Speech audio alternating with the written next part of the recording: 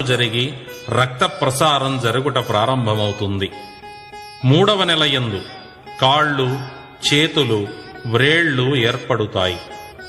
4వ నెల యందు తొడలు, నడుము, పాదములు, స్త్రీ పురుష భేదమును తెలియజేయు లింగ నిర్మాణము పూర్తి అవుతుంది. 5వ మాసంలో శరీరము పైన వెంట్రుకలు పుట్టుకొస్తాయి.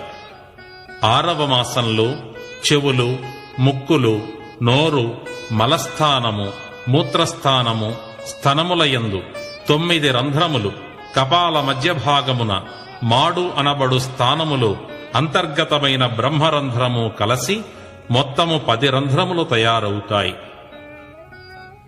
ఈ 10వ రంధ్రము బ్రహ్మజ్ఞానం పొందుటకు గురూపదేశం పొంది సాధన చేసేవారికి దర్శనమవుతుంది.